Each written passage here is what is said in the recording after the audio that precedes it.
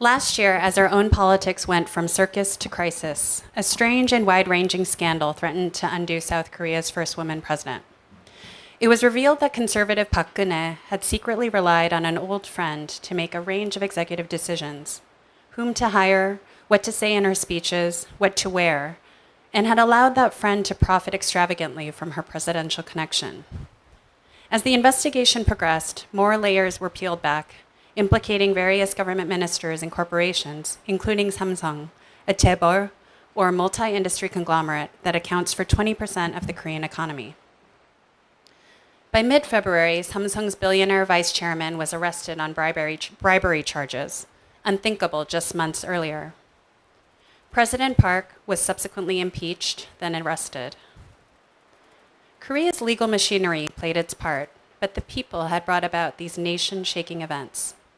A significant portion of Korea's 50 million inhabitants took part in last year's candlelight movement, calling for Park's ouster and for broad economic and social reforms. Millions of people occupied public spaces in Seoul and across the country, triggering an election and a debate over the national order. They were fatigued by recent hard right rule and what seemed like a return to Korea's authoritarian past. But some remained loyal to Park, older Koreans, fearful of North Korea, still shaken from the war, and respectful of Park's father, General Park Chung-hee, who ran the country in the 60s and 70s. Last month, Koreans elected a new president, Moon Jae-in, who, as a young human rights activist, had been persecuted by General Park. Moon is a mainstream liberal, but his election, like that of Emmanuel Macron in France, felt like a leftist retort to our era of Trump, Duterte in the Philippines, and Duda in Poland. And the shift from Park to Moon is significant. The 10th largest economy in the world, so radically and peacefully transformed, for the better, in 6 months' time. 2 photographs of President Moon have been on my mind, pictures that show the remarkable distance traveled since last year.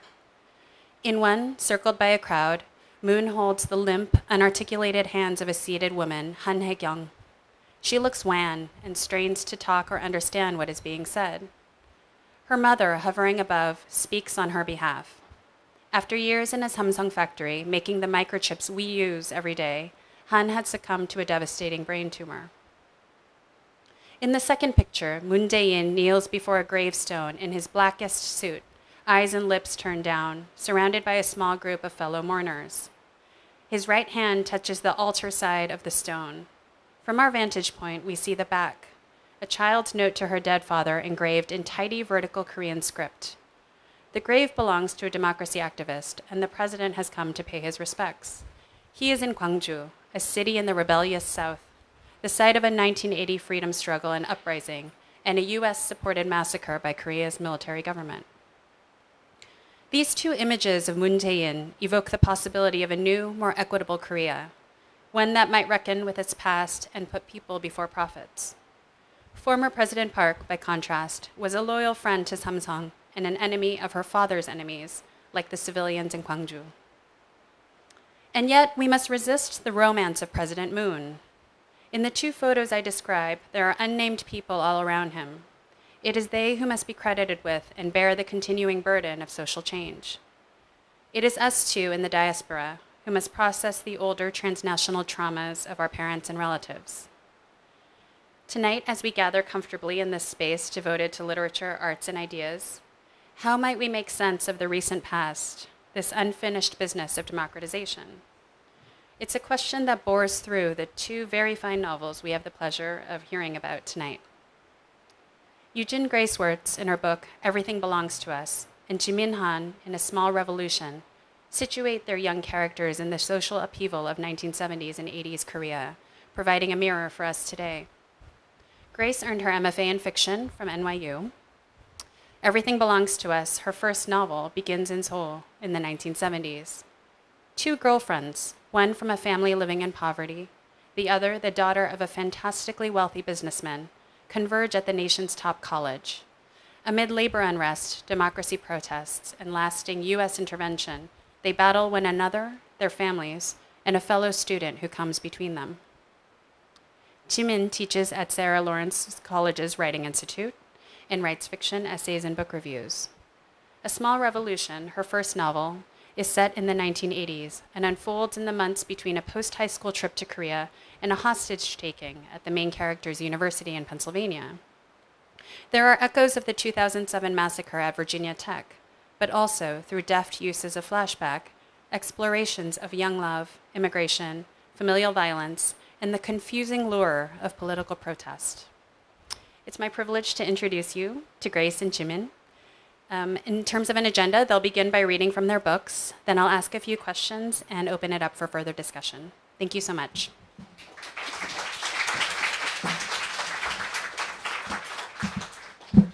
Hi, everyone. It's such an honor and a privilege to be here tonight and to see this packed room full of smiling faces. That is by far the best introduction and the best context I have ever been given of this time period or my book. And so in some ways, I hope I can live up to it. I'm not going to do too much introduction because Tammy did such a thorough job already, but I'll just give you a little bit of context. What you're about to hear is about 9 minutes. And Jisan is the a daughter of an extremely wealthy chaebol leader in Seoul in 1978, and then Namin is her childhood best friend who comes from a very poor family, and they're both students first year at Seoul National University. So here we go. Oh, and I should say, Jisan, despite her privilege, has decided to become an underground labor activist. She has dropped out of school and gone into a factory to work as a translator. Since Jisan had gotten involved with the activist groups, they barely knew anything about each other's lives. Namin accepted the distance they had drifted apart, but Jisan seemed to take for granted the fact that her life was always in flux, while other people stayed put, preferably in the spot where she'd left them. When she'd found out that Namin planned to go for the Circle, her brother Min's pet project that had become SNU's foremost status symbol, Jisan had thrown a fit. That was months ago, and they hadn't spoken since. "You can't," she'd said, as if Namin had asked her permission. "Namin, have you thought this through? This can't really be what you want." "It's exactly what I want." "But it's so elitist. You know, the Circle is just a bunch of phony social climbers. You'll get in and become just like them, another stupid bourgeois sheep." "Namin, no, you're better than that." Namin had laughed. "Bourgeois sheep? They must be brainwashing you in those demo groups of yours. Just because I don't think like you doesn't make me a dumb animal. Don't worry about me, I'll be fine. Anyway, I could use a little elitism in my life." How can you joke about this? "Jisan, obviously you don't need things like the Circle. You can afford not to be such a sheep. So, go ahead, spend your life marching and shouting slogans," Namin had said. "But I can't. I need this. People rely on me, you know." "And you think no one relies on me?" "Who, Jisan?" she'd said. "Who relies on you? You have no responsibilities. Everything's always been given to you." Jisan had actually stamped her foot like a child throwing a tantrum, raising a low cloud of dust over the courtyard. "No responsibilities?" she'd shouted. "Who do you think I'm doing this for? Why should I work so hard when people like you don't even appreciate it?" "People like me?" Namin had shouted too, forgetting to keep her voice down. The neighbors could repeat this argument word for word in the market for all she cared. "People like me, you mean, who are helpless? Who need big, powerful champions like you to fight their battles? Is that what you think you're doing? Let me get this straight. Do you actually expect me to be grateful?" She'd been so angry, she wanted to smash Jisan across her smug, patronizing face. She'd wanted to knock her down and pummel her until they were both senseless. But tears were already quivering in Jisan's eyes. It had made her furious that Jisan was crying, as if this were about her sad feelings, her disappointment, and the shortcomings of their friendship. "I thought we relied on each other, Namin." "People like me can't rely on people like you," Namin had spit out. "We just call that charity." She'd left Jisan standing in the yard. She couldn't bear to hear or say another word, not even "get out," which she knew Jisan wouldn't obey anyway. That's what happened when you let someone get too comfortable in your life. You couldn't even kick them out of your own house when you needed to. That day, Namin had stayed away for hours in case Jisun decided to wait her out. Coming back, she'd expected some melodramatic communication taped to her desk, impassioned pages purporting to explain or apologize that would just yank the knots of their conflict tighter. When she found nothing, Namin saw for the first time how they could begin to let each other go, slowly nudging closed, not slamming the door to their childhood. It was just the quiet she needed. Namin could not remember the first time she and Jisun noticed each other.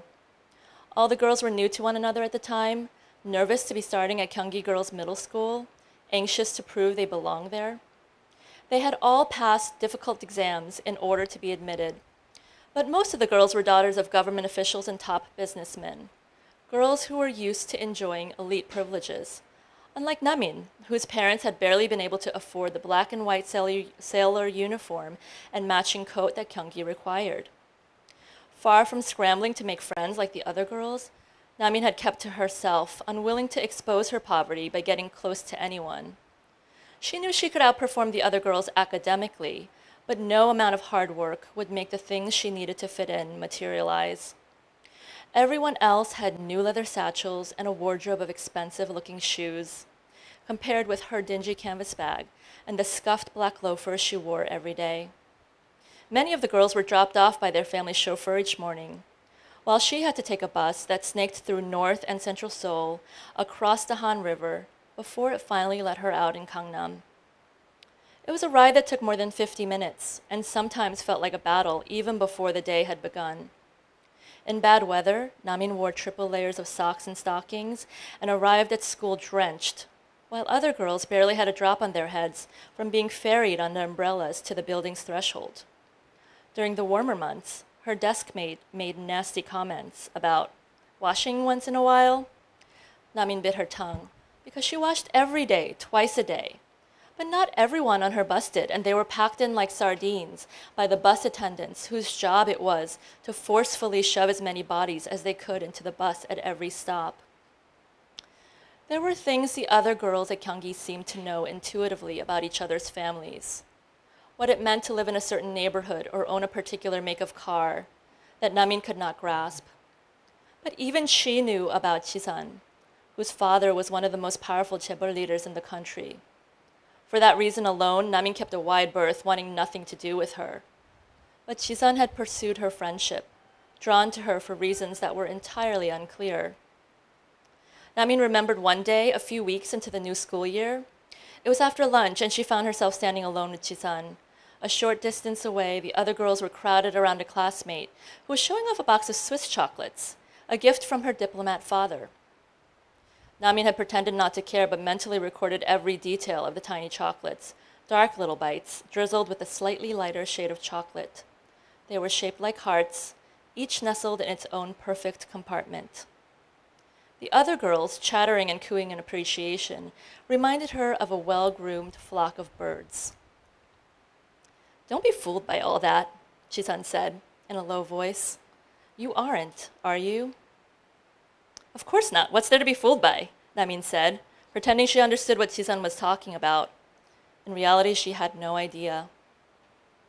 "That girl's making a big deal out of those candies when they're just cheap little things. You know, they sell them at the airport next to the aspirin and the chewing gum. No real Swiss person would think to make such a fuss. It would be like us singing hymns to a common steam bun. Actually, I love steam buns, so forget that. It would be like us going crazy over any old plate of kimchi." "Well, maybe in Switzerland they would go crazy over kimchi," Namin said doubtfully. The chocolates looked pretty special to her. She wouldn't mind trying one, even if it turned out to be as commonplace as kimchi or airport chewing gum. Considering she'd never been on an airplane or even seen the airport in her own country, airport chewing gum sounded like a fantastic concept, like buying juicy fruit on the moon. The point is, she's showing off like it's a big deal, Jisun said. She just wants everyone to envy her. That's why I can't stand those girls. All they want is for people to follow them. She looked at Namin. "And that's why I like you. You don't care what anyone thinks, do you?" Namin thought about how ashamed she felt of her shoes and how she often wished some mysterious rich relative would show up with expensive gifts so she could be like the other girls at school. Despite what Jisun said, she envied those girls and wondered what would it be like to own something they would admire for once. But she would never admit such feelings to Jisun. But aren't you just as bad, Namin said, bragging about how you know all about those chocolates? I suppose you have even better ones at home. Jisun glared at her. The only reason I know about those stupid chocolates at all is because my father shoved us away to Switzerland so he could kick my mother out of the house while we were gone. She died last year, you know, probably just to spite him. I would try the same if I thought he was worth the trouble. The revelation shocked Namin. Immediately, she felt the need to lock down her own secrets, as if somehow Jisun could read her mind and discover what she was hiding. I don't believe you, Namin said. Well, it's true, Jisun said, and I don't care if you don't believe me. They were 11 years old. Together, Jisun and Namin practiced the art of being unfazed. Each pretended not to be shocked by the other's household, by the huge gap in their social and financial realities, which was so obvious that they could neither deny nor discuss them beyond the most superficial levels. Already, they knew so much more about life than most girls their age, but they pretended to know even more than they did, about money, about families and death, friendship and betrayal, about love and lies. Or perhaps only Namin was pretending, and Jisun truly was as detached as she appeared. Thank you. Oh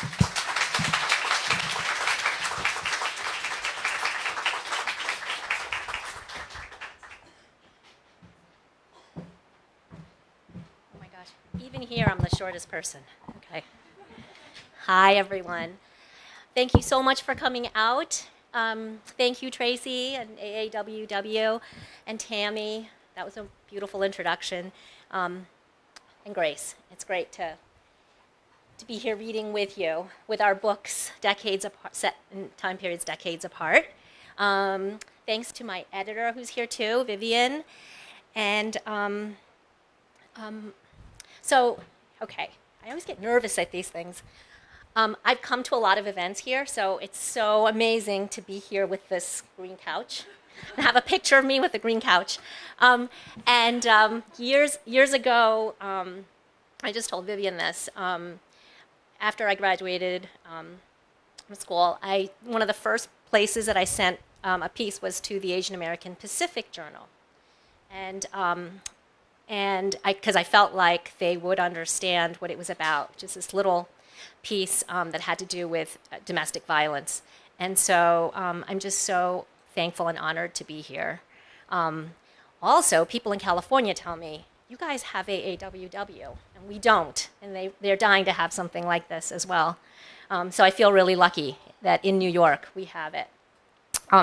Okay, my voice is going to go in and out. Okay, can you hear me okay? Okay. I mentioned Vivian also because my book is written in an unconventional way as novels go. It's written in segmented fiction, and I've numbered these sections.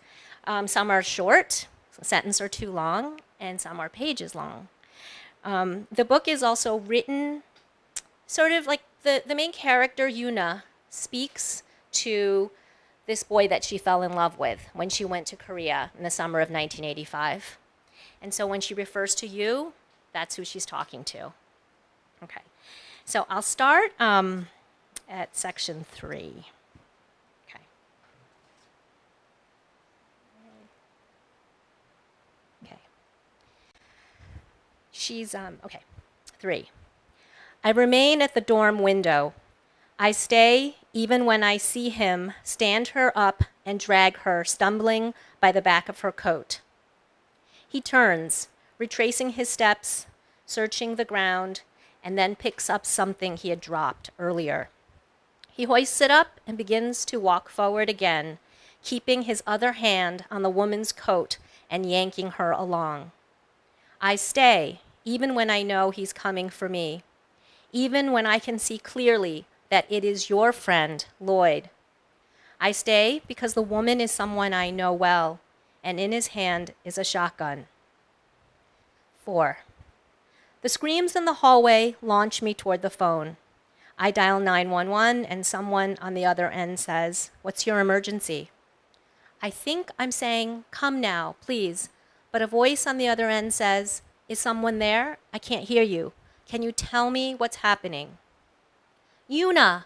It's Dayu shrieking in the hall. I drop the phone and run to the door and open it.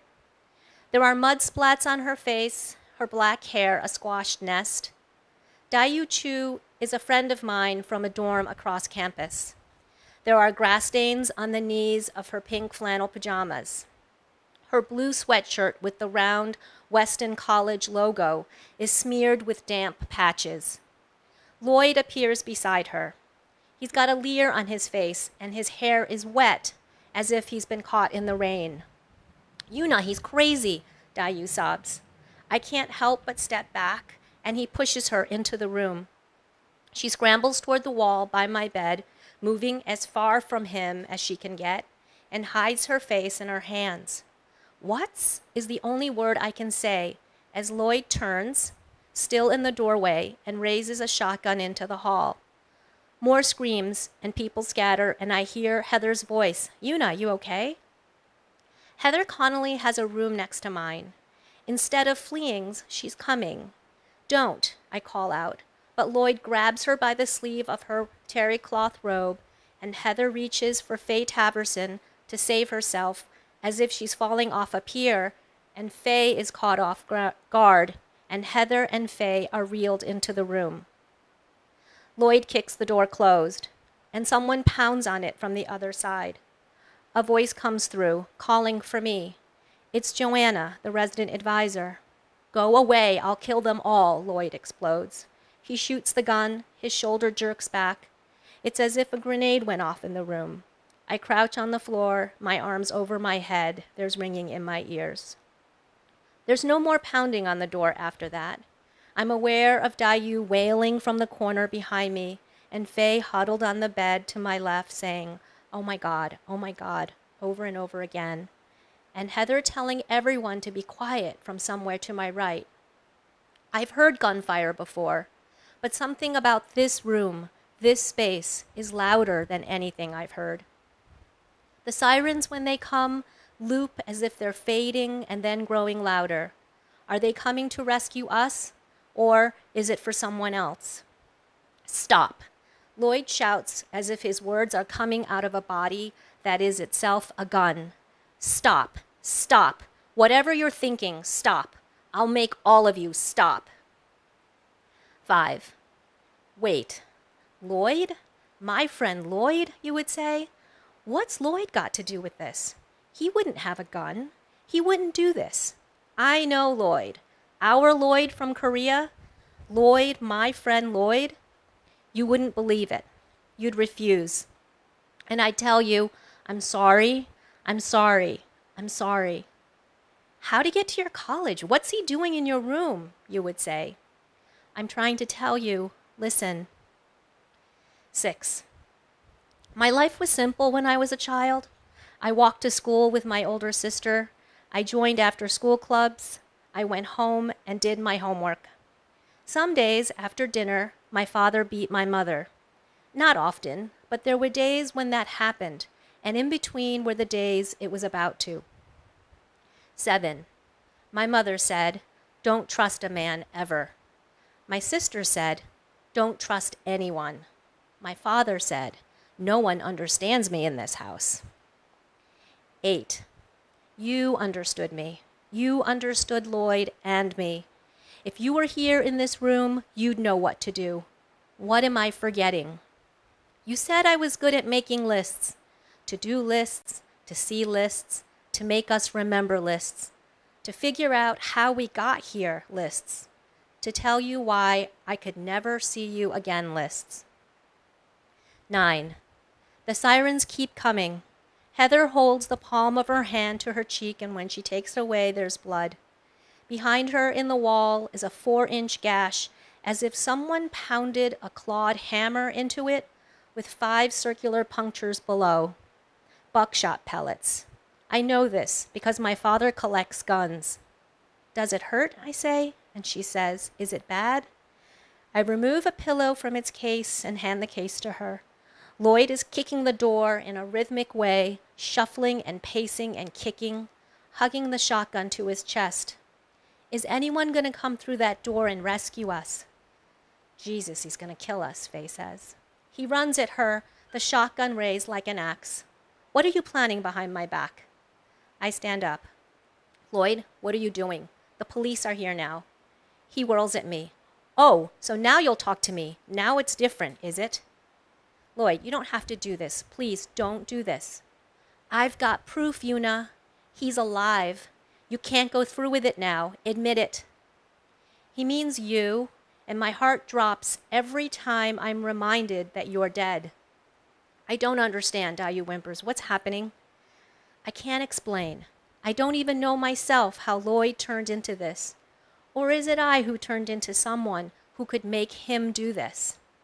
What proof do you have? I say. I won't let you lie anymore. I loved you. Don't listen to him. It's not what you imagine love is. I never chose him over you. Don't think I forgot about you. He doesn't mean that kind of love, the one you and I had. He means something else, something he imagined into being. Lloyd, you've got to accept it's over, I repeat. He acts as if he doesn't hear me and points the shotgun at Dayu. I hold my breath, and then he lowers the gun, takes a thick roll of gray duct tape out of his coat pocket. He waves it in Heather's direction. Around her wrists and feet, do it now. When he throws the tape at Dayu, she misses. It hits the floor and rolls, and I bend to retrieve it. He lunges at me, snatches the tape out of my hands, and shoves it into Dayu's. Do it, now. He backs away, raising the shotgun at Dayu's head. Tears pour down her cheeks, as Heather holds out her arms and says, do what he wants. It's okay. It's just for now. It'll be okay. I meet Heather's eyes, and she looks over at Faye, and I see that Faye has moved toward the door. Lloyd is intent on Dayu, watching her fumble, her fingers pulling the end of the tape. Faye maneuvers a little closer to the door. I'll listen to you, whatever it is. Let them go and we'll talk. Put the gun away. If you have proof, show me. We'll explain to the police, I tell him. He looks at me with hate and I flinch. Without looking at Faye, he steps sideways and nabs her ponytailed hair. Where are you going? Thank you.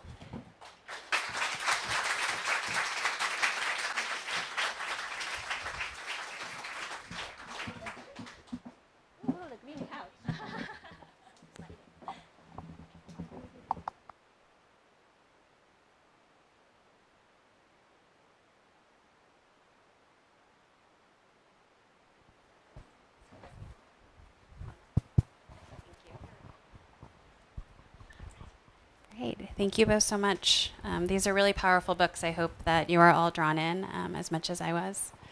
I thought we could just start off pretty simply. How did these stories come to you? These are also both your debut novels. So maybe talk a little bit about the transition from short or other sorts of form to long form, and just the genesis of the stories. Since I just read. Yes. Go ahead. So I think probably much like many starting out writers, figuring out a story to write was a process of figuring out my own identity. And so I probably didn't even conceive of the possibility of writing fiction until I was 21, 22 years old, so quite old in some ways. And when it came to me, I was in the position of going to a PhD program in English. So I thought, okay, I know I love literature and I know I wanted to have a life in literature. So I thought the closest I could get to that is academia, and I was going to teach other people about literature. And so I went to, as you probably know, a 7-year program, which is what a PhD program was. And I went straight after college, and I looked around and I thought, okay, like I'm looking down the long barrel of 7 years, and I'm like, I am not in the right place. And so, landing in a PhD program in English is no Korean American parent's dream for their child. You have to be a doctor, though. No, not the right kind of doctor. So already my dad was, what the hell are you doing? And then after year one, I just quit with no plan whatsoever. I thought, you know what, I really feel so passionately that I have to write fiction. So with no plan, I moved back to the East Coast, and I was waitressing in the city, and I was just trying to get my feet under me. And in the meantime, I was just amassing notes about the 70s in Korea. I do not know why I was so fascinated by it. Part of it was because I was ignorant of the 70s for much of my life growing up here in America. I was born in Seoul, and I came here as a child when I was 6 years old, and I'm very much the product of like the immigrant Korean American bubble because I'm from the other side of the river. So in New Jersey, there's quite a opportunity for you to never leave the Korean American bubble if your parents so choose. And so I'm a product of that. And when I found out about this incredibly dynamic period of the 70s and 80s that my parents quite, cannily did not tell me about, I was like, well, I think that I have found something to write about. Ha ha ha. So that's sort of the genesis, the seed. That's great. So there aren't a lot of the novel's not autobiographical, but there's one section where she talks about chess, and just because I didn't have toys when I was growing up, my dad was a resident and he kept jumping from one residency to another, but we did have a chess set. So I always imagined that the little pieces were my little dolls, and pretended, They are, right. So I wrote stories, but there were a lot of stories and a lot of novels I started and put away, a lot that just couldn't get past so many pages. So, my brother is 4 years older than me, but he got skipped a couple of grades. So he went to Korea in between 79 and 80, and he came back and was so traumatized by what he saw there because it was at the height of this sort of very authoritative government. And so then when it was my turn to go, I remember that. And, we didn't live on the coast. My mom had friends in LA who would go to Korea frequently back then in the 70s and 80s, and we just didn't do that. So it was my first time back since we'd left when I was 4. And so there were a lot of questions I had about what I saw in 1985 that stayed with me. And I knew somehow I wanted to put it into a book, but I didn't know how exactly. And it felt like it was bigger than a story. I just didn't understand it. So I think sometimes we write in order to understand something, and you keep circling it and reading stuff about it. And so it just ended up being something that I was able to kind of push a little further. Yeah. Thank you.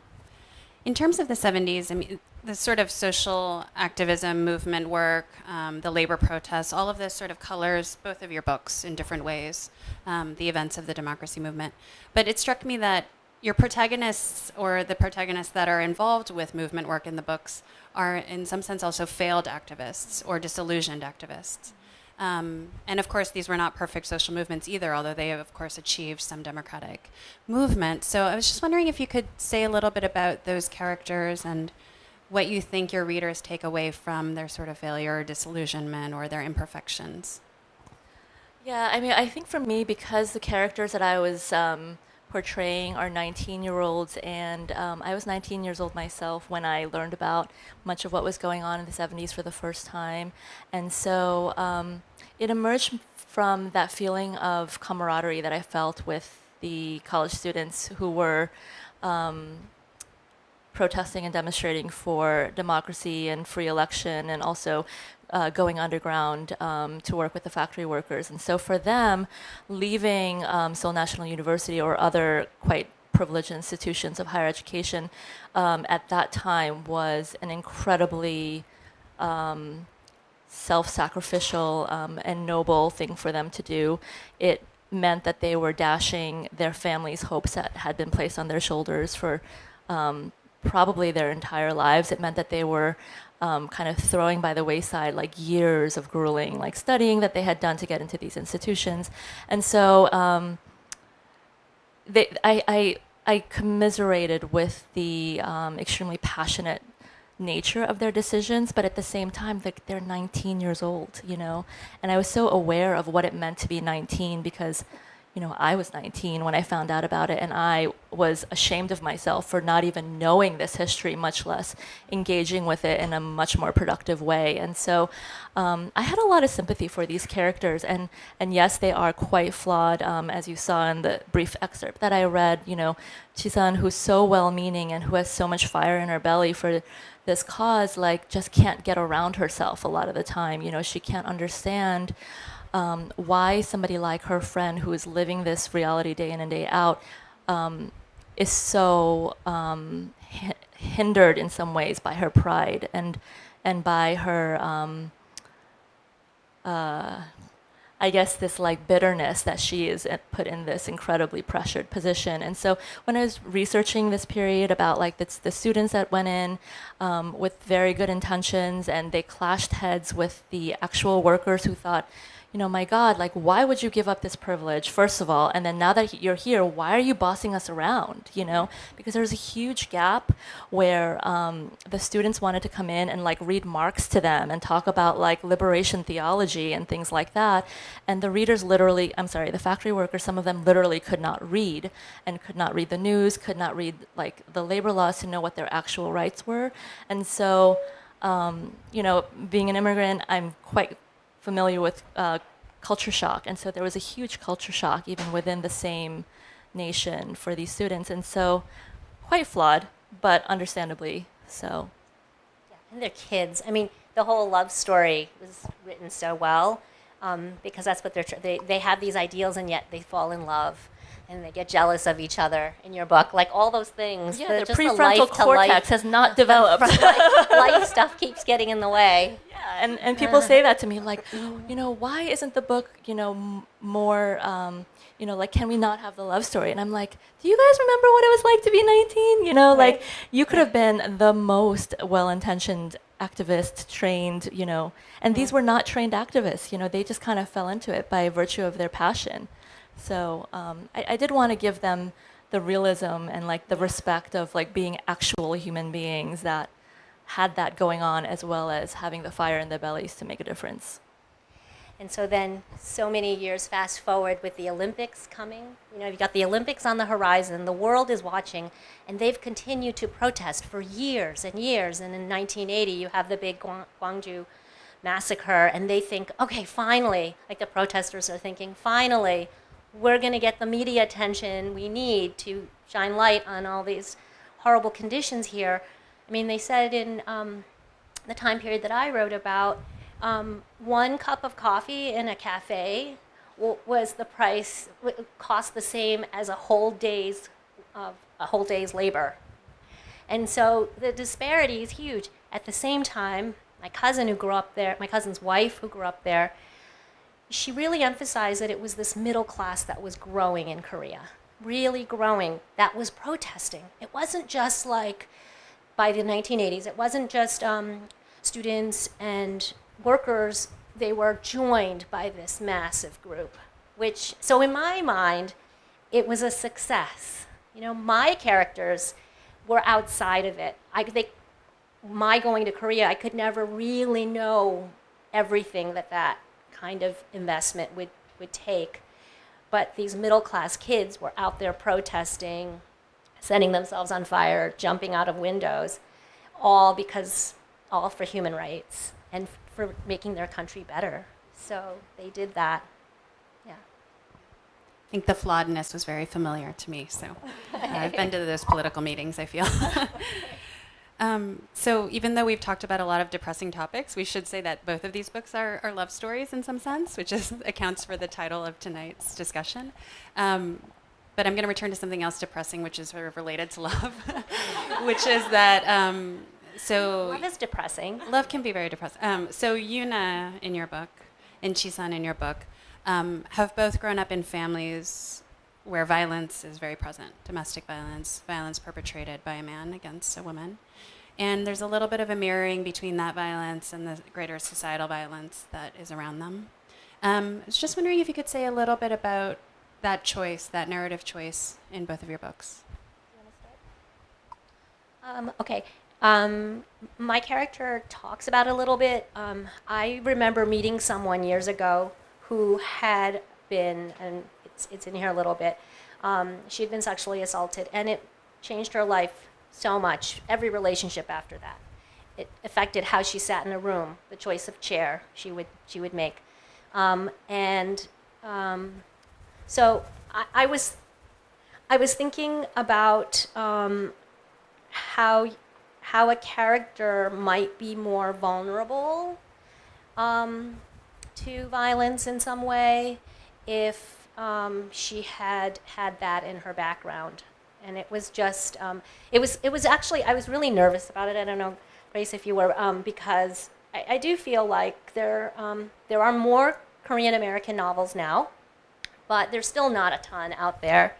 And, I certainly don't want that to be misconstrued. And so I was nervous about it, but it felt like it would allow, by giving her that history, it would allow me to have her think about all these other things related to that in her life.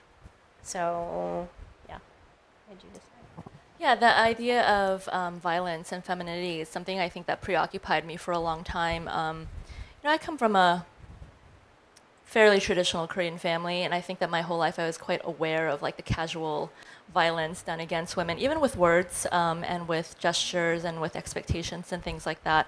And so going into writing this novel, I was quite determined to shine light on that, but not in an explicit way, but just to show the ways in which women were constantly undervalued. And, for example, in the factories and in the student movements, they were explicitly told by the activists, your issues aside, and women had very clear agendas. Why are we getting paid much less than the men, institutionalized across all the factories? And they were told by the labor rights leaders, like, okay, that's a well and good point, but like you're going to dilute our message if you do that, so let's put feminism aside and we'll band, under, labor.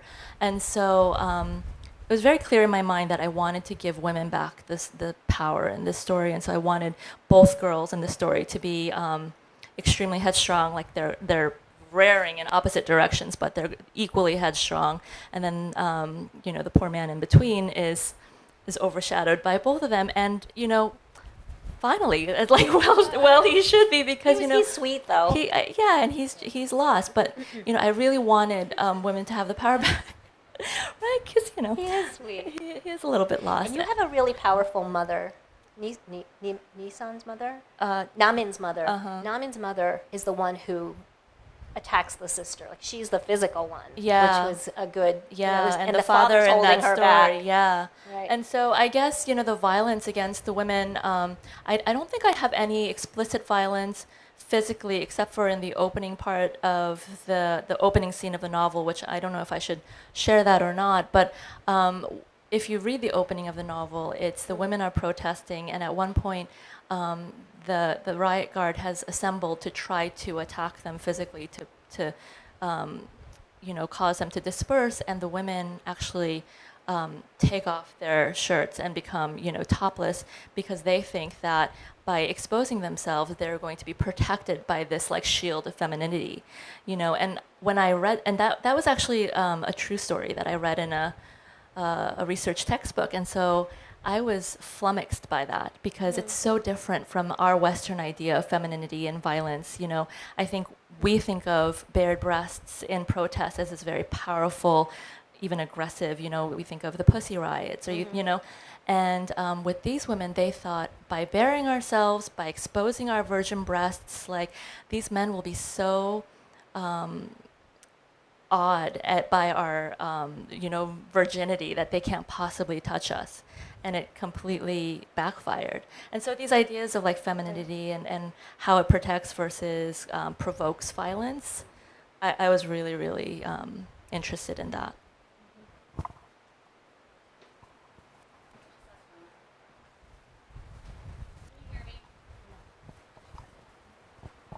Hello? Okay. I'll just ask one last question, so if the audience could prepare your questions. I guess my question is about reception. So much has happened politically since you've been writing this book, and they arrive at a very interesting moment, both in terms of Korean politics and, of course, what's happening here, the unnameable tea monster. So and I think there's been a lot of interesting... He's not even a monster. He's not even... like raising him up It's to true. something It's sort of... like there are a lot of monsters I like. So I'll just call him the casino owner from Queens. So he, anyway. So, but I guess my question is about, for yourself as you reread your books, has the meaning evolved? Do you sort of think, oh, this part now politically sort of doesn't quite fit? How do readers receive these books? And I'm aware that there are a number of books coming out of Korean America and Korea that are sort of dealing with some of these themes. If you guys know Han, the Man Booker winner from a couple of years ago, now has her second book in translation, Human Acts, which is about the Gwangju uprising. I think Min Jin Lee's Pachinko sort of deals with some of these intergenerational issues as well. So anyway, leave it to you. I feel lucky because I try not to read the Amazon reviews, but I read one where somebody said, oh my gosh, reading this and reading about 18-year-olds protesting, and even like protesting in this country, going and being a part of this, the way that Jae-sung and Lloyd threw themselves into this, what was going on in Korea, that they saw. He thought when he was 18, he looked back and thought he wouldn't have done that. He wouldn't have made those sacrifices, risked all of that. He thought about what would have made him do that, and he was feeling like now he was much more politically active because of the election and all the stuff that's happened, and so he could relate to it in some way. So I was glad, and also because, like you said in the introduction, I think it's amazing that South Korea, is the way it is now. You go there, and they got universal health care and all this stuff that shows that political action, all these protests, they made this possible. There was change. So maybe here, too, if we can keep at it, keep making the phone calls and keep protesting and show, like they did in Korea, like millions of people going out to protest that president, that maybe we can be more involved. And more people are running for office, more young people are running for office, which is great. So yeah, I think it's wonderful. I'm excited that it can be seen in that way as a political novel, and that more people are political now that way. I mean, I started writing this novel, I think probably in 2010, 2011, and when you're writing something, you think, first of all, is it ever going to see the light of day? And then second of all, when it seems like it might possibly see the light of day, you think, oh God, I hope something really timely happens in the news to so you could kind of peg it to that event. And so I have to give props to the powers that be at Random House Publicity. I always joke that they must have done something really good in South Korea to impeach the president at just the right time, because my book came out in February and she was impeached in March, and so I felt that there was quite a lot of fodder for me to talk about.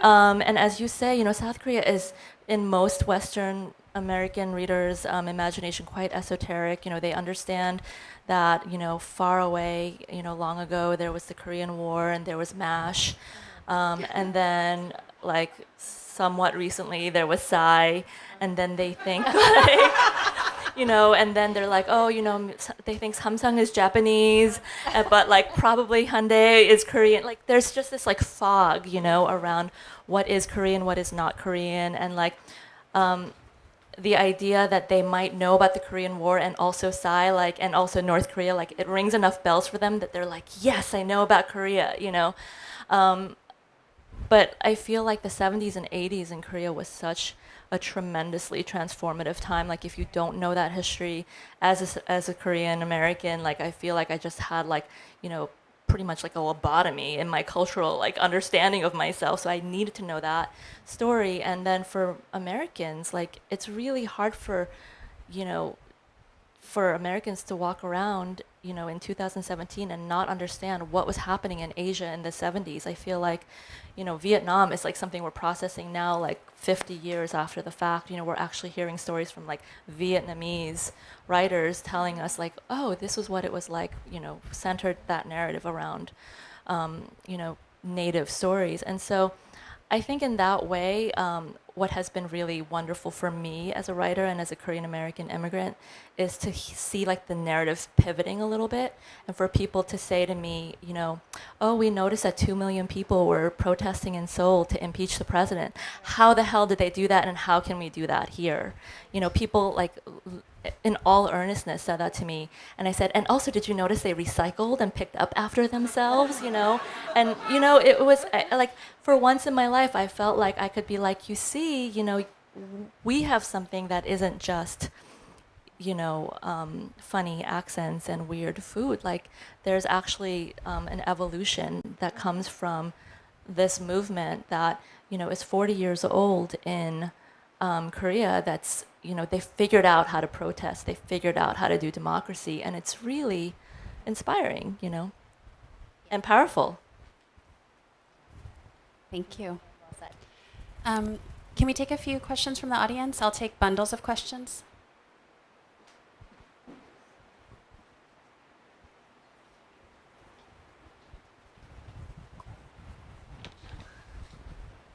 So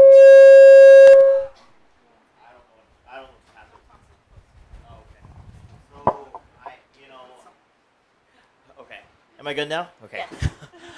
So like, I feel that Korean Americans are like kind of like stuck in like in that time period when they come, like they're sort of like fossilized versions of like Korea from snapshots of that time period, and for our parents' generations, they like even more so, right? And when I talk to my parents about that time period in Korea, they say that it was what needed to be done with the government quashing the protesters. So how do you talk about this with your parents, who hold very contrary views? Thank you. Let's take a couple more, please.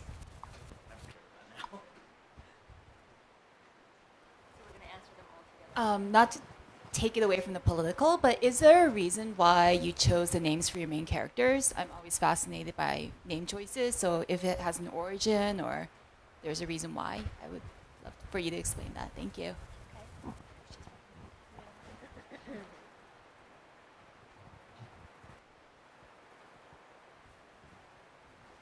Be shy. Okay, we'll start with you. Let's go backwards. And I wanted to add to the name choices, just generally, maybe about transliteration or incorporation of Korean words, choices about using Korean or English. You want to start?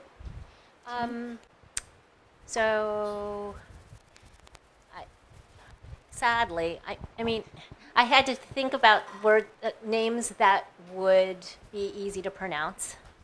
So Yuna seemed like it was, but I didn't want to give everybody Korean names or give everybody American names, because I didn't want anybody reading into that. So I had to kind of pick and choose randomly to figure it out. I don't know. Someone will probably still read into it.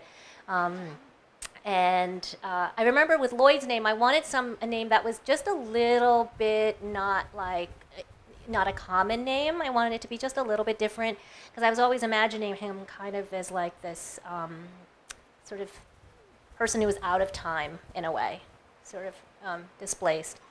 And Yuna's name originally was Mita, because I had a friend whose sister's name was Mita, and I always thought it was a beautiful name.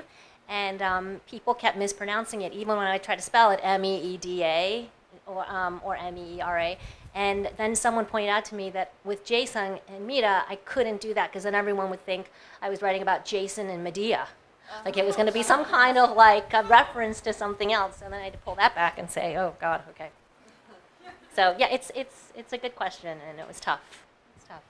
I picked the name Jisan because it's a unisex name in Korean. So my name Yoojin is a unisex name, and I'm kind of fascinated by unisex names. Yes, Jimin too. I was going to say that to you. Yes.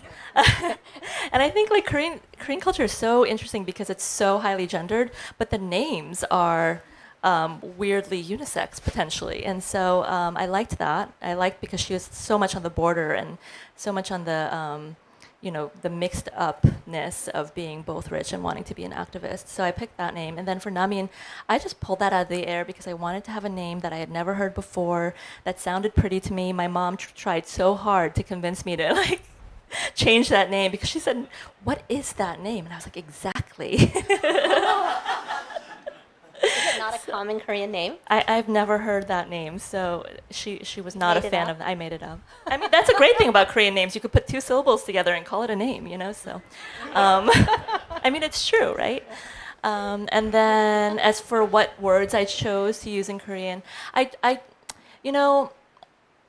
think that writing about a different culture and also about a different time period takes a lot of courage as a writer because you're just so afraid, like, is anyone going to get it? And especially as a first-time writer, like, I just didn't know if anybody was ever going to even read this, much less, like, buy it. And so what I did was I tried to use words in Korean that I knew there was no direct translation for. So pojangmacha, which is a specific kind of a traveling restaurant in Korean that every Korean would know. There's no food cart, probably, or food truck might be the closest equivalent, but it's not even really that close. Or like ajumma, which every Korean knows, but there is no translation for. Like ajumma, like kind of means like ma'am, but like, when someone calls me ma'am, I don't feel offended. But when somebody calls me ajumma, I'm like, oh no, I feel offended. So there's clearly a different meaning. So yeah, I try to keep it very clear like that. Sambe, there's no word for that. Great. And then on the point of the discussions with your parents about these events and about the substance of the books. So my answer will be short because my mom died recently, so I have not had the conversation with her. My aunt and other people, they were my extended family. I guess the best compliment was my cousin, who's about 15 years older than me. She was in medical school in the 80s, and she said, "You got it right. How did you know that? How did you know we were talking like this? And everyone was in disagreement about what we should do and we went to hide and all this stuff. How did you know that?" So that was the best compliment. Yeah. It's very affirming. It's very affirming when they say that. Yeah, because when she started off, I didn't think she was like, "Okay, so I have something to tell you. I read your book and I waited and I thought she was going to tell me something terrible." Like so, you did this wrong on page 77. Yeah. That road doesn't, I know, it was all wrong. I know. Actually, so that question is so interesting to me because my parents were born in 53, 54, so right after the war. I don't even know why anybody was even having sex at that point because it's like, devastation. Let's have babies. But Good thing they did. Good thing they did. That's a better way to say it. But they do have a very positive view of Park Chung-hee, and they do say, well, he lifted us up out of poverty, and he gave us pride in our nation, and he said, we are going to be the ones to give ourselves autonomy on the world stage, and so they do feel very positively towards him and towards the U.S. Army. I know our generation and younger in Korea is pretty up in arms about the U.S. Army being there. They call it an occupation, whereas my parents' generation, they are furious at the younger generation for not having gratitude, for not understanding that the Americans saved them from even worse devastation. So I do see their points. Now with the impeachment, it's been quite difficult for me because as is probably obvious, I'm on the left side of the spectrum, and my parents are, among the reported 4% of people who still are like rah rah Park Geun-hye, and so they are very upset about it that she was impeached and arrested. And I've had conversations with like my parents' friends who were actively persecuted by the Park Chung-hee administration, and my parents' friends who have come up to me and said, "That bastard put me in jail, because I was protesting at my university." And then so I expected him to be like, and I'm so glad that you wrote this book, and and I'm so glad now that Moon Jae-in has been elected. And he just took a sharp turn. I wanted to say left turn, but actually it was a right turn.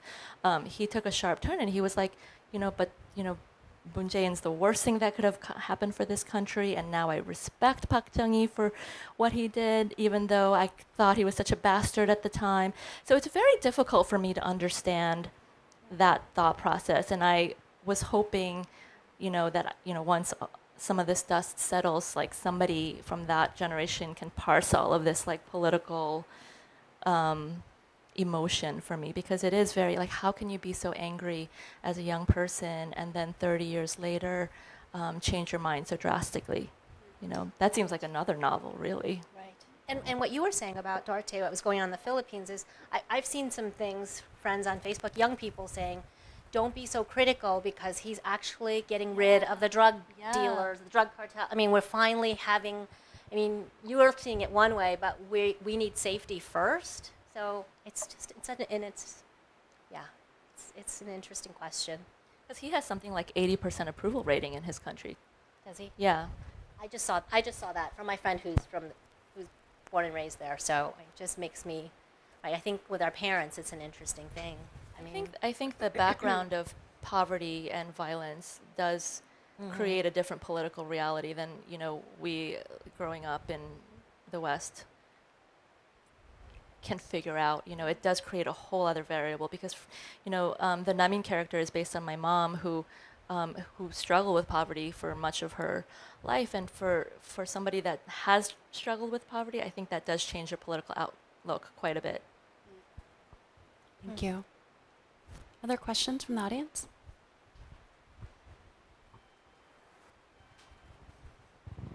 Hi. I was curious if both of you or either of you is or are fluent in Korean, and if what was the research process like for really digging deep into what this time period was like? Thanks. I think there are a couple more in the back, and actually here too. So how would either of you describe political apathy in times of political crisis, which is shown in both of your books, but also present day? And when I think of political apathy, I think of Namin's sister, whose life was clearly affected by the politics of her nation, but she didn't really have an opinion on what was going on. She was just kind of going through the emotions, and she doesn't really have sense of how one is connected to the other. And I see that very much in my generation, and even just in the current political climate in the States. As much as it's talked about, there is still an overwhelming apathy from most people, I think. So how do you explain that as people who have both clearly been very activist in your writing and as historians, really? Maybe we can take a couple more quick ones in the back, and then we'll answer.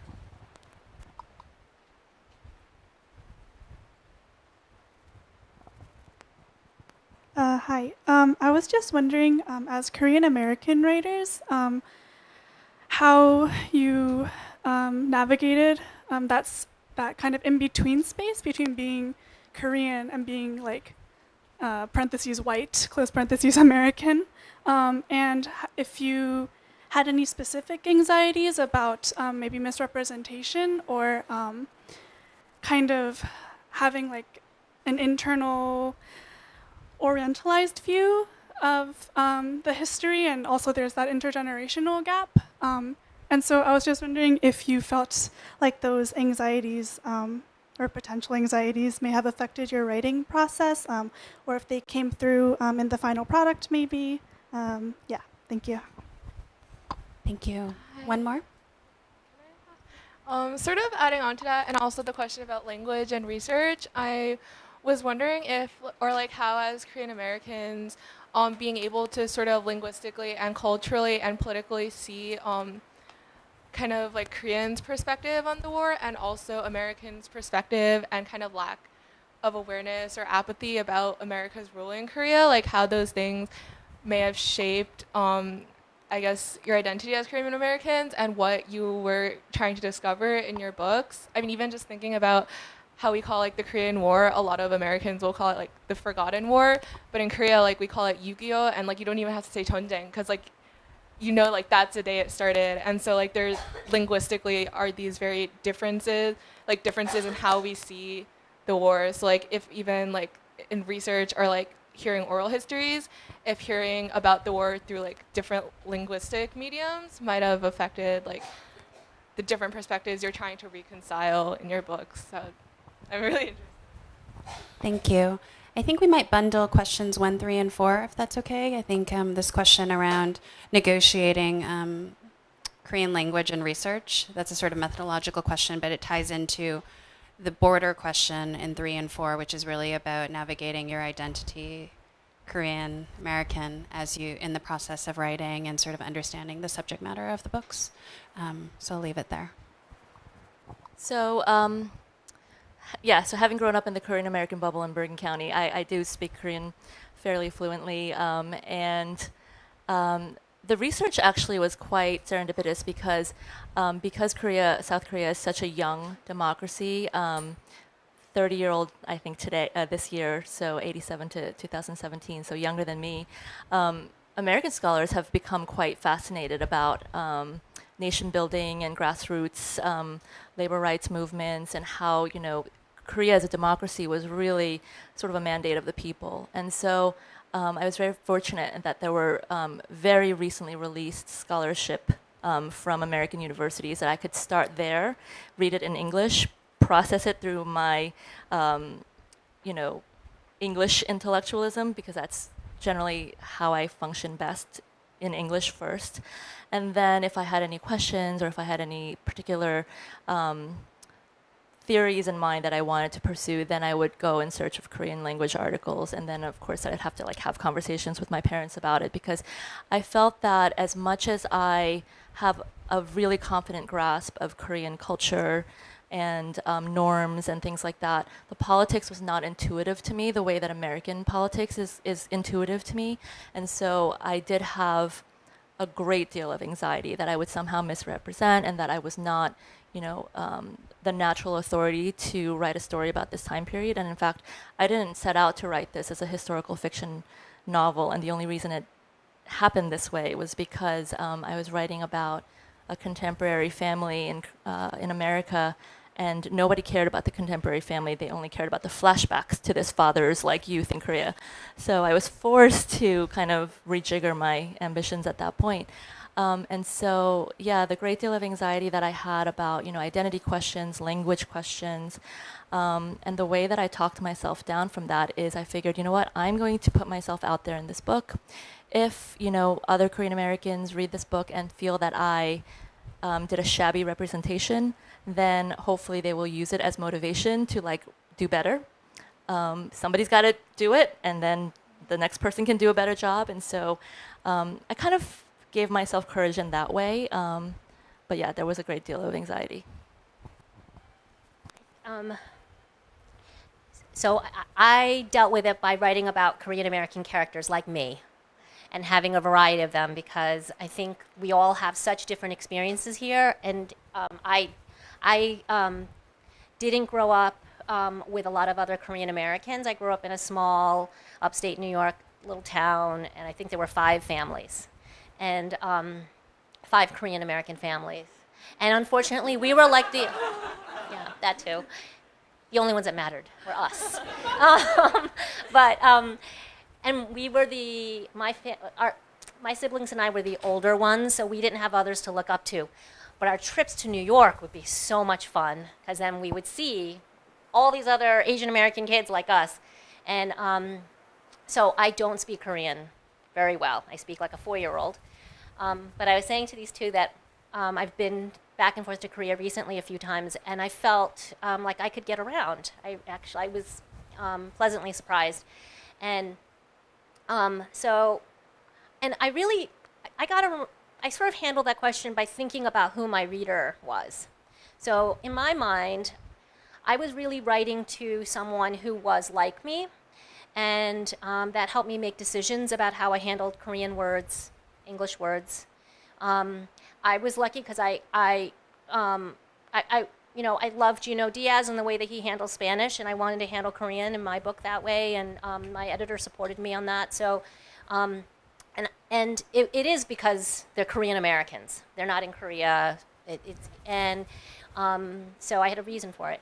also, I was thinking about in terms of talking to my older brother, lots of ways, and helping him understand what he had seen when he went to Korea, and thinking about my cousins and my generation.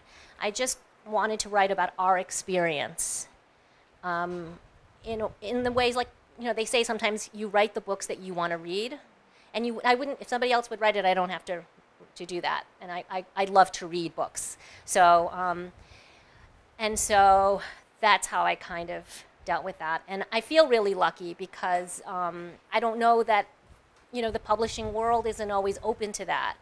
And so I feel really fortunate that way, that I have an editor who supports me that way, and that I don't have to explain our culture to anybody.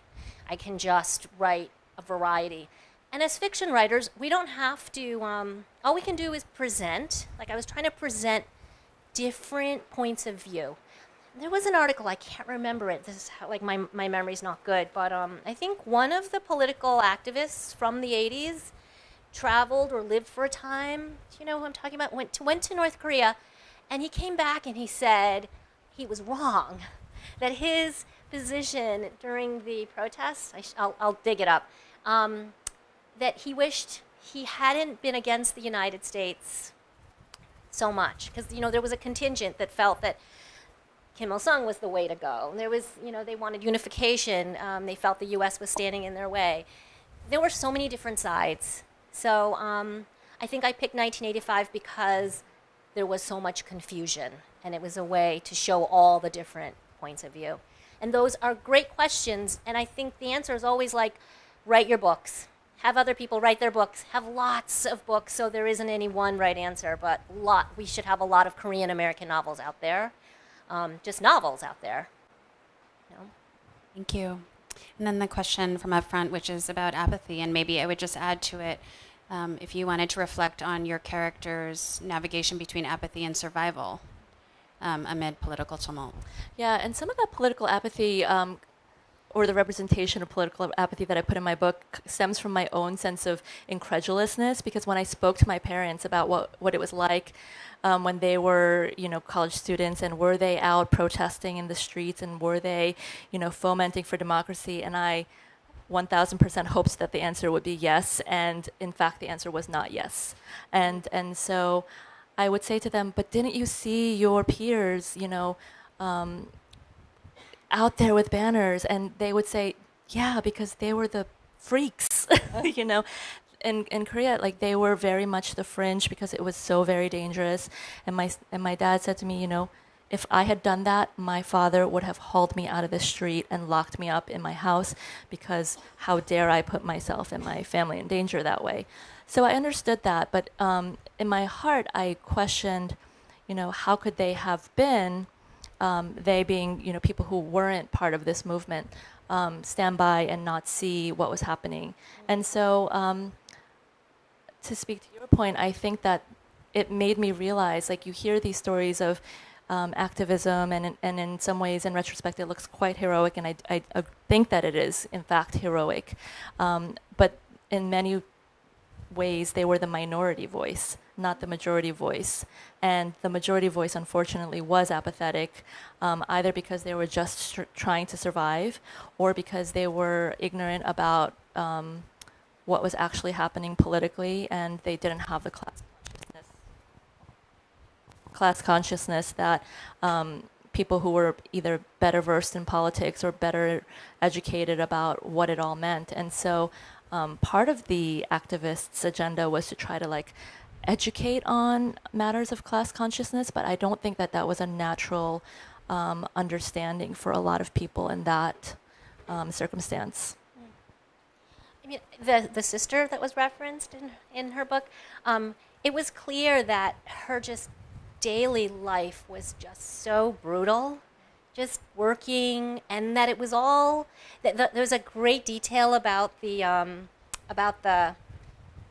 so they don't have indoor plumbing, and so there's a guy who comes around and cleans out the latrine in their house. So the latrine is in the house, but it has to be cleaned out.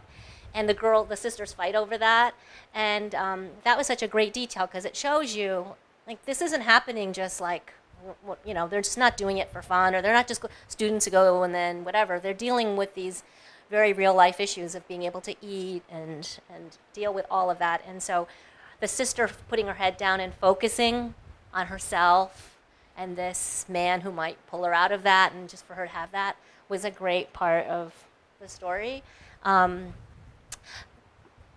I went to Korea, I stayed with my cousin, and so a couple of things in my family history. My mother's grandfather had been jailed because he had fought against the Japanese all those years ago. And so she had been born up in Manchuria because his family had been exiled. And so that had been that generation. But then by the 1980s, they were just trying to get by. Well, I don't want to get into too many, but one of the cousins that I stayed with, I guess I was just referencing that to show that in a family you can have these lessons where people have had, made great sacrifices, and ways in which their children are told those stories, and whether they're able to continue that or not.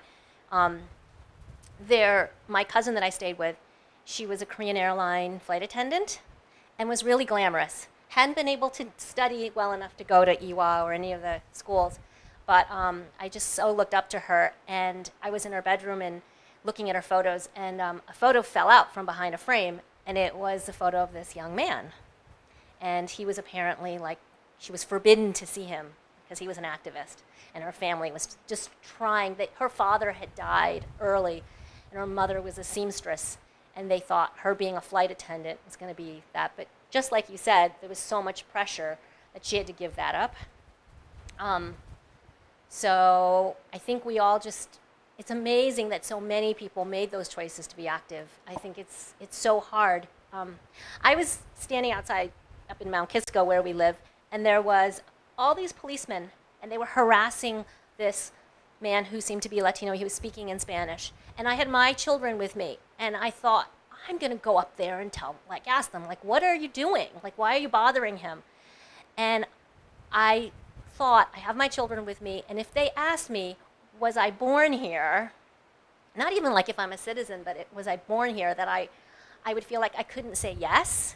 And I just pictured myself being dragged off to the county jail, and I stopped.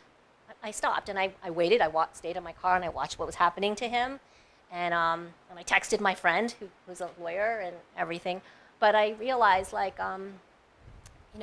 there's protests. It's so hard to do these different things, and hopefully we have to speak out more and keep being active. But there's lots of times when I feel like I haven't done that. It's really difficult. Stepped up and done more.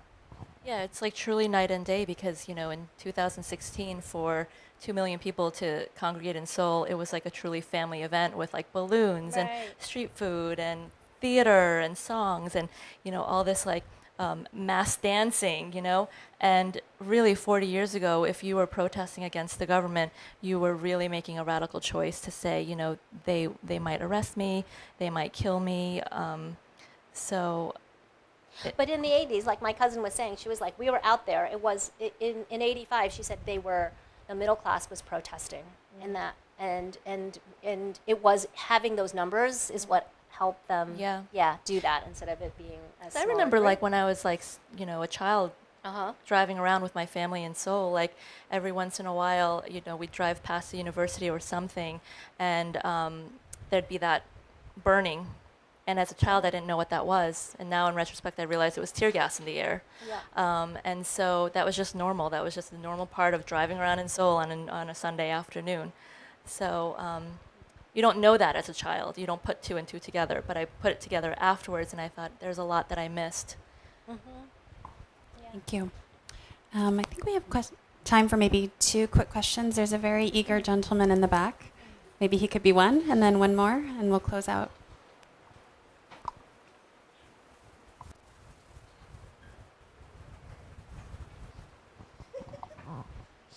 These are all such good questions. Thank you.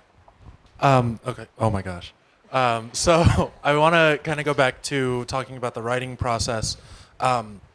As like a writer myself, and as people of color, our writing always kind of like inherently becomes political, and it's all about kind of, or a lot of it becomes a lot of like asserting our identity or asserting some sort of authority about our identity.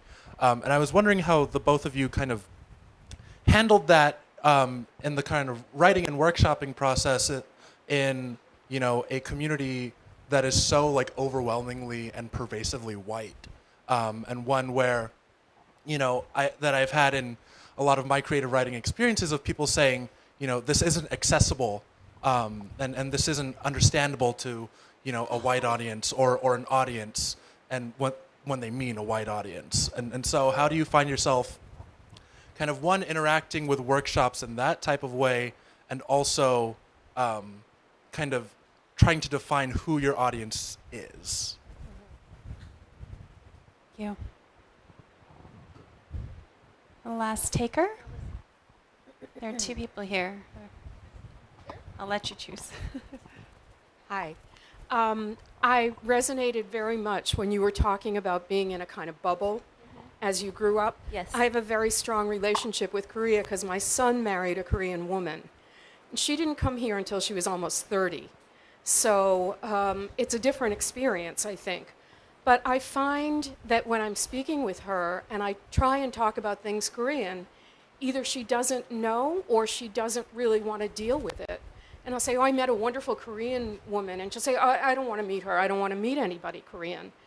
And I'm kind of worried, and this is for you too, Jimin, because I have two granddaughters. Jimin has two daughters who are half Korean and half not Korean. And I don't think they're getting any cultural training at home, and it worries me, it bothers me. And how do you deal with that? And does that come across in your books? I mean, you've been here since you were 6, and you've been here a long time too. So how do we perpetuate this? My grandparents were immigrants and they loved their countries. So I don't know. I don't even know if it's relevant, but I really thought about it when you were talking about it. Thank you. Let's go backwards in time, and I might transform your question just a little bit to think about whether or not you have a burden of reflecting anything or carrying forth Koreanness as people evolve and migrate, as generations establish themselves in different countries.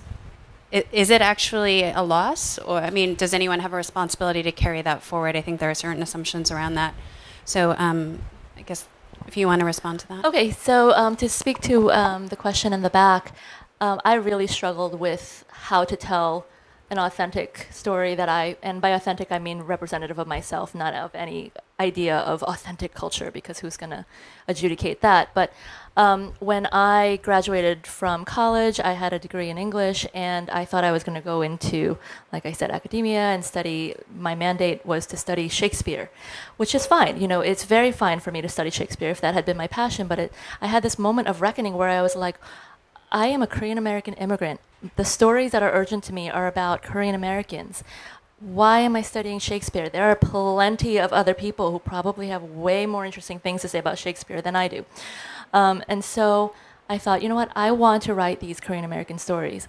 However, I didn't want to be in the ghetto of Korean American stories. Because why should I be? And then secondly, I didn't know how to write Korean American stories because I had only studied the Western canon, and everybody that I really idolized was like white and male. And the characters were for the most part white and male. And so in my head, I had this extremely thick obstacle, a Trumpian wall, one might say. And so I really struggled with that, and I couldn't write for years, even though I had literally left, this like full scholarship in order to quote unquote write. Like all I did was pretty much bust cocktails from table to table instead of writing, because I couldn't understand how to write my stories, and all I did was write notes and read nonfiction books about this history that I was one day going to write about. And eventually, how I got over that was I decided that I was not going to care if the sentences were worthy of the Western canon or not.